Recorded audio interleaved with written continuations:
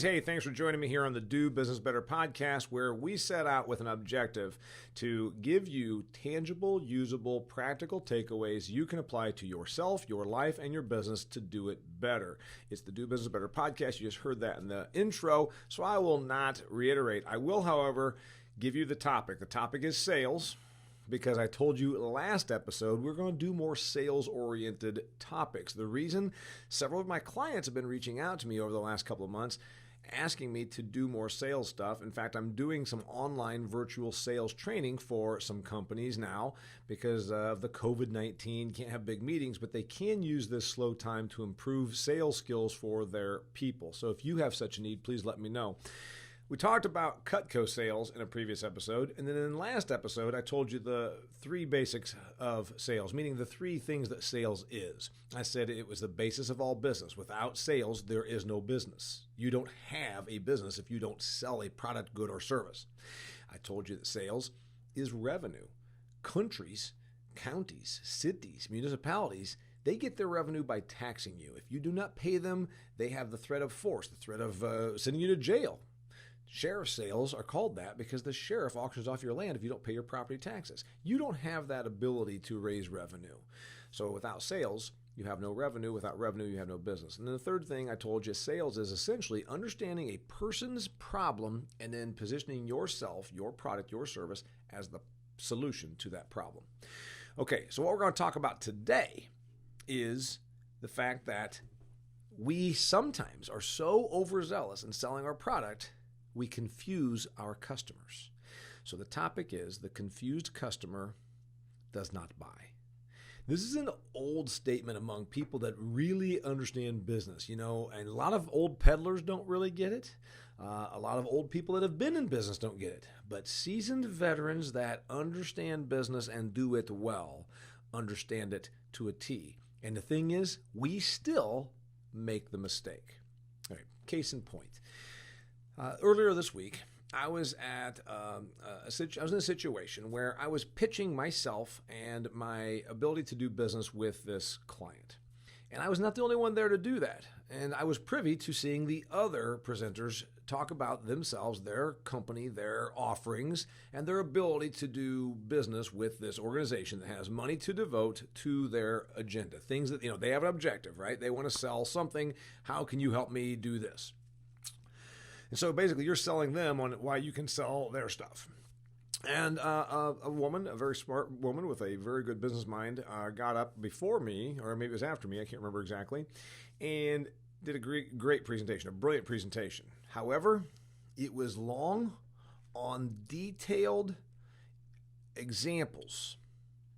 And the people in the room that were the decision makers probably got a little bit lost. Did she do anything wrong? Well, she confused the mind of the customer. Did she do it wrong? Did she do anything? Was it a mistake? Yeah, probably. But also, it wasn't because she was doing something out of a rookie mistake. It was simply that she had so many things to share. We see this again and again and again. You see it as a customer. I know you've seen it as a customer because I've seen it as a customer. And I've been guilty of it as a business person pitching myself. You see, the customer wants a choice. You want choices, right? We see this all the time. Say you bring somebody out to your place because you need a garage door. And you say, I need a garage door. What are my options? And if you went to the Sears School of Sales, like I did, if you worked for Sears, as I did when I was a 20-year-old, I'll admit not for my entire career, but enough to get the basics, they teach you the good, better, best. The idea that Sears came up with was that you gave them the good option, the better option, the best option. And the consumer usually will choose the middle just because they think, I don't want to get the cheapest and I don't want to pay for the best because, I can't afford no Cadillac here. So there's the good, better, best thing. That was Sears' big deal. Give them three choices. One of them is good because, let's face it, we wouldn't have something here if it was junk. We're Sears. That's a different story because, of course, Sears is really no longer a threat or even relevant. But this was 30 years ago. Good, better, best. The idea is you give them three choices. Customers like choices. People like choices. They like the idea that then they are in charge of the outcome, right? However, there's a counter to this. Sometimes we give them too much choice and they don't comprehend. Notice I summed up the 3 choices that Sears uses as good, better, best. It wasn't, well, let me tell you about this, and you read them a book. Then it was the next one, you read them a telephone book. And then you tell them about the third one, and you read the New York Times, the Wall Street Journal, and 2 telephone books. You have just confused the hell out of your buyer. It's not bad to give them choices. It's bad to give them choices with overwhelming complexity, details, and impertinent, or shall we say, unnecessary information that they cannot process. I'm not saying that people are dumb. I'm saying that, face it, you've got a lot of decisions to make in any given day. How much can you devote to this particular purchase option? The confused customer does not buy. Okay, that's the message today. So let's talk about how you present choices. You want to give them choices. I gave you the Sears example of good, better, best. Now, the problem is if you overwhelm them with peripheral details. I'll give you a little hint from my comedy background, because you've heard me talk about this before if you pay attention to my stuff. A bad joke teller, okay, even a bad comedian, or a bad storyteller puts in too much unnecessary peripheral data. Am I right? I'll give you an example. I've got a background in comedy, so I'm pretty good at telling jokes. I don't tell jokes, but if I did, it would be very simply the premise, the setup, and the punchline. That's the basis of comedy. You've heard me say this before. The premise. None in the country. Setup. Goes up to the farmer's door. Punchline, blah, blah, blah. Premise, setup, punchline. Gives you the premise. What are we looking at?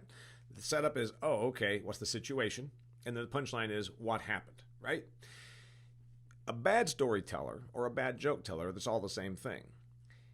Well, let me tell you about this nun. So here's this purple-haired, handicapped nun with a wooden leg who's riding a moped, and then she pulls off the interstate. I think Interstate 74. So she pulls off Interstate 70. Well, it might have been I-70, and then she pulls off I-70, and then maybe it's I-25, and then it wasn't really a moped, it was a scooter. So then she pulls off this crippled, purple-haired, wooden-legged nun on a donkey. Oh, wait, it was a scooter. And then she pulls off Interstate 40, and then she comes into a bar. But then the bar says, no, you got to go out to the farmer. And you go out to the farmer, and she goes to... You see what I'm saying? You have suffered through these joke tellers and storytellers that put in every damn ridiculous detail that has no pertinence to the actual joke or story outcome. Am I right? So if the point of the joke is the nun gets knocked over by a billy goat and says, Jesus Christ, whatever. That's what you're trying to get to. Leave out all the peripheral details, whether it's a story or a joke or your sales pitch. The customer probably does not need to know that it's all of those adjectives and unnecessary things. Boil it down to what matters, whether it's a story or a joke or your sales pitch, okay? Unnecessary peripheral data. And the thing is, some of us, and I'm guilty of this also, I was selling beef out here for my hobby beef operation. And I felt as though I needed to educate the consumer about raising steers the way I raise my steers. And in doing so, I would get so wrapped up in, well, and then of course we don't get the rate of gain because we're also pushing them on the grass, especially in the spring. And the thing is, you want that because grass gives a component of flavoring, but we also back it up with grain and alfalfa hay. So we really try and give, you know what a lot of these customers want? They just want to know that it didn't come from a factory farm. Or they want to know that it was well treated. Or they want to know that I named it Ralph and that I was nice to it and it got clean, fresh water. They don't usually care about all those peripheral data. If I said things like, so you get better at it. You say, yes, they're all natural. Oh, it'll cost you about $500 for 1/4 of a steer after it's butchered. Yeah.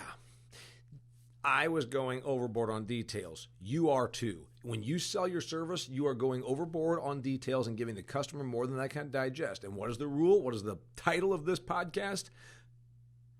The confused customer does not buy. You're excited about your offering. You know about those steers. You know how you fed them. You know how you care for them. You know how they're processed. You know that they didn't get antibiotics. You know that you didn't give them artificial growth hormones. You know that you didn't give them a bunch of shots. You know that you took really good care of them, that they had clean bedding, that they ate this much grass and clover and this much hay each day. Here's what the customer probably wants. Is it better than I can get at Walmart? Yes. Okay. Well, is there anybody that I know that you sold to? Yes, Bob. Okay. Well, if it's better than I can get better, then I'll just talk to Bob. And what am I talking about? Roughly $500. Oh, okay. You see, we all do it. We confuse the customer with information that's over their head or that just is confusing to them because it's too much data all at once about something that's not really at the forefront for them. We're so excited about what we do, we confuse them. All right. Let me tell you something else that we learned in sales, okay? My wife was really impressed the other day when I started giving her all the different sales closing techniques. You remember the ones they taught you in Sales 101. For me, it was Sales 331. The either or, the summary close, the list of benefits, the assumed close, the what day can I get it to you close. Okay. Many of those, particularly the summary of benefits, has the option or the hazard that you could get over the top on details. And that, again, is what you cannot afford to do because the confused customer does not buy. You start going on the list of benefits and say, well, this beef's really good for you. It's locally raised. You know what? We utilize pasture ground, and that's really good for the environment because of carbon sequestration. And you know what else? Your family's going to be able to say it came from Damian right down the road. Keep those benefits tight and do not overwhelm them with 300 of them. Give them 5, give them 6, give them 3. Make it easy when you give them the list of benefits, but don't go too ass over backwards on details because those are peripheral details that probably do not matter and are not pertinent to the actual outcome. Okay. So I told you about closing, meaning asking for the order. And when you do so, it's okay to give them a list and the reason that they should buy your product. But again, make it simple and make it understandable. Because a confused customer does not buy. The confused mind cannot make a decision. The confused mind cannot make a decision because we as humans evolved. This is my next point for you. Humans evolved in a scary scenario, right? You got saber-toothed tigers and wolves, bad food. You know, what the heck? We didn't cook. We barely had fire. We didn't have refrigeration. There were no Tupperware containers, right? No saran wrap, no Ziploc bags. So you got food that's going to kill you. You got critters that are going to kill you. You got diseases that are going to kill you. And you got the neighboring caveman and cavewoman. They want to kill you. We're not as far removed from cavemen as you might think when it comes to our noggins. So what does the caveman mind need to know? Is it dangerous or is it safe? Is it dangerous or is it safe? I don't know if it's dangerous, but I can tell you this, when that salesman or saleswoman started telling me a bunch of crap about how polyethylene was banned back in 1984, and the reason now that this company uses polystyrene instead of polyethylene, and it's a different compound, C-843-H6, and then they started talking about how we had this problem back in 1997, and we got through that because this new product does this. I don't know any of that stuff. All I can tell you is I have a caveman mind, and I just want to know, is it safe or is it dangerous? You see what we do? We make it so much about us and our product. And this is a problem as old as sales, trust me. What are they trying to tell you? Sell the sizzle, not the steak. I'm going to tell you, don't sell the sizzle or the steak. Sell the simplicity and the benefit of what it means about them. Remember, the customer cares about themselves. They don't care about you. They don't give two hoots in hell about your sizzle or your steak. What they really care about is, what's the steak do for me? What's it say about me? When I buy that sizzle, do I prove to everybody else in the restaurant that I can afford a bigger steak than them? By golly, I want the sizzle and the steak I can possibly get. You know what? It's kind of like those fajitas. You ever notice that at Mexican restaurants? You're at the Mexican restaurant, and that goes by and it's like splatters shit all over you, and you're like, what's going on over here? Oh, they got the fajitas. And you look across the table, you're like little nephew, and he's like, I wanted the fajitas because that's really cool. It makes a big show. The customer a lot of times wants what's safe, not dangerous, but they also want something that says something about themselves. Know what you did not hear right there? What they don't want? It's 19 pages of peripheral details outlining for them the polyethylene content or the whatever. Be careful about how much detail you share or how many examples you use to illustrate. Yes, stories sell. We know that, right? Humans love stories.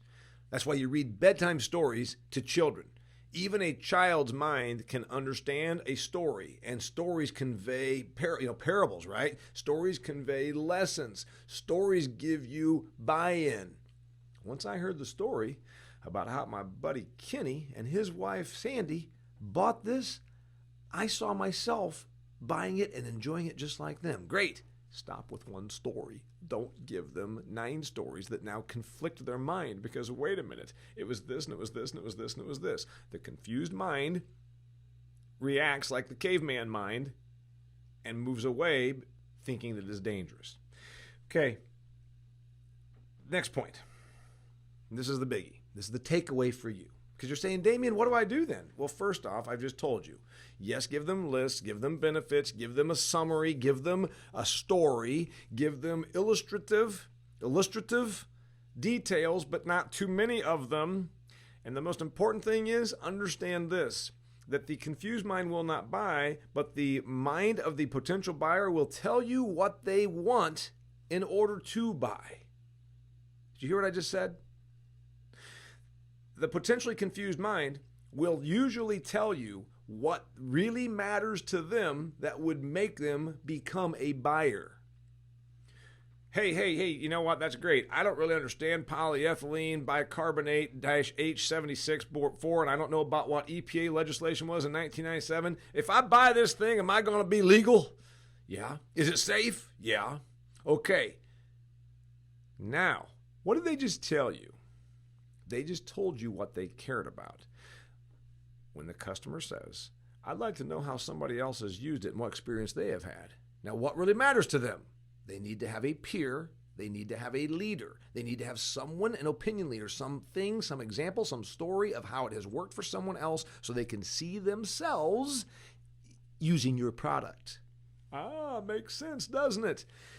How do you get to the point where you let the customers tell you which details really matter and how you can prevent them from being confused? Well, like so many things in selling, like so many things in business, like so many methods to doing business better, it's as simple as listening. If you're talking the whole time that you're with a potential client, prospective customer, you're talking too much. They will generally tell you what really matters to them and what thing they need clarified to avoid confusion. Because the confused mind cannot make a decision, and therefore the confused customer does not buy. It's as simple as listening. Hey, I can go on all day about my beef because I'm close to it. I raise it. It's a source of pride for me and my wife, Lori, out here on the De La Rosa. But what really matters to you? Because I want to make sure that we're crossing that off for you. See what a brilliant customer probing question that was? And then they say, well, I don't really understand all this stuff at the store. If you'll just explain that to me, I mean, does this have those antibiotics and all that stuff that's going to hurt me? No, it doesn't. And in fact, I had to treat one with antibiotics a couple of years ago. And guess what? I sold that to myself because I knew how it had been treated. Simply answer their question and you've got them covered. I'm Damian Mason. I gave you the reasons not to confuse the customer. The confused mind cannot make a decision. The confused customer will not be a buyer. The confused customer will go somewhere else to someone that makes it easier for them because the confused mind also feels like a dumb mind. Man, I didn't understand all that. I was down the road there at XYZ Corporation, and I didn't understand what they were talking about. And man, they talked over my head, and I don't think I'm a dumb person. I mean, I've got an education, and I keep up, but I didn't understand what they were talking about. It means they were confused by your competitor and made to feel dumb because the competitor went into too much detail about something that did not matter one iota to the customer. Give them the details. Don't give them too many. Use a story to illustrate. And most importantly, most importantly, listen. And they will tell you when you listen what really matters to them and what details are important. I'm Damian Mason. Thanks for being here on the Do Business Better podcast. Till next time, happy selling.